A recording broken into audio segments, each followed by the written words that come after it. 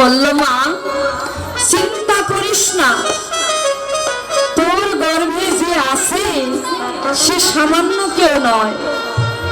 সে যদি নিজে ইচ্ছে করে ধরাধামে না আসে, কারো সাধ্য নেই তাকে নিয়ে আসা। আর শুভক্ষণ শুভ যোগ পেলেই সে ধরাধামে আসবে, আপনি এসে উদয় হবে।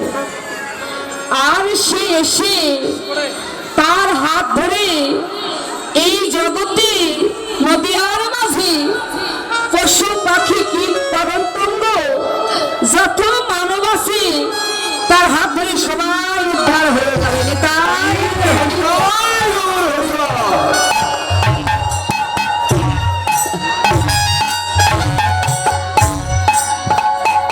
ভক্তের ভগবান এই জগতেও শশী হতে পারে।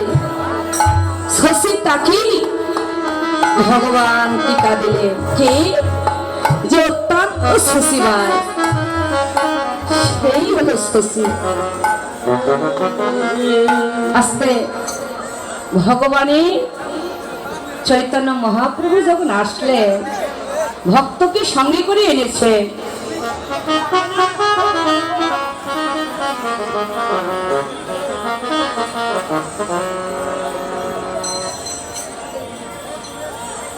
ভগবান যখন ধরাধামে আসলেন মা, তার অন্তরঙ্গ ভক্তকে নিয়ে আসলেন।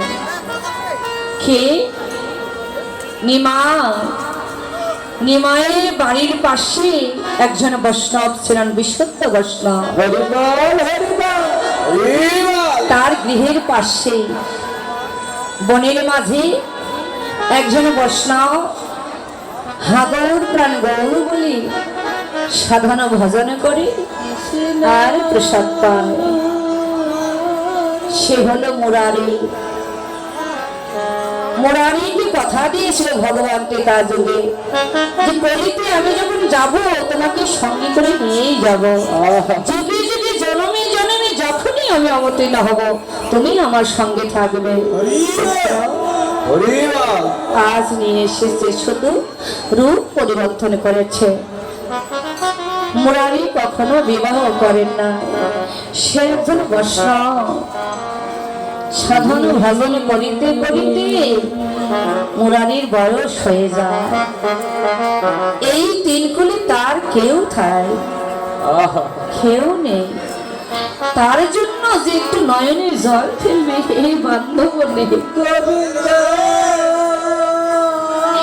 বিগ্রহের সামনে বসে বসে কাঁদে আর